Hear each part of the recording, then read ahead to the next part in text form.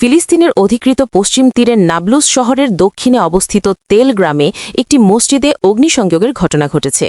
আন্তর্জাতিক সংবাদ সংস্থা রয়টার্স জানিয়েছে, নিরাপত্তা ক্যামেরার ফুটেজে মুখোশ পরা কয়েকজন ব্যক্তিকে মসজিদে আগুন লাগাতে দেখা গেছে। স্থানীয় সূত্র অনুযায়ী রাতের অন্ধকারে হামলাকারীরা মসজিদে প্রবেশ করে, আগুন ধরিয়ে দেয় এবং দ্রুত ঘটনাস্থল ত্যাগ করে। এতে মসজিদের ভেতরের অংশে উল্লেখযোগ্য ক্ষয়ক্ষতি হয়েছে। ফিলিস্তিনি বাসিন্দারা অভিযোগ করেছেন, ইসরায়েলি বসতি স্থাপনকারীরা এই হামলার সঙ্গে জড়িত থাকতে পারে। তারা এটিকে ধর্মীয় স্থাপনার ওপর পরিকল্পিত হামলা হিসেবে উল্লেখ করেছেন।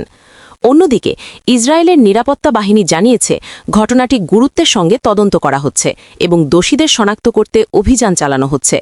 বিশ্লেষকদের মতে, সাম্প্রতিক সময়ে পশ্চিম তীর অঞ্চলের সহিংসতা বৃদ্ধি পাওয়ায় এই ধরনের ঘটনা পরিস্থিতিকে আরও উত্তপ্ত করে তুলতে পারে। বিশেষ করে ধর্মীয় স্থাপনায় হামলা স্থানীয় জনগণের মধ্যে উদ্বেগ ও ক্ষোভ বাড়িয়ে দিয়েছে। বর্তমানে এলাকায় অতিরিক্ত নিরাপত্তা মোতায়েন করা হয়েছে এবং পরিস্থিতি পর্যবেক্ষণে রাখা হয়েছে।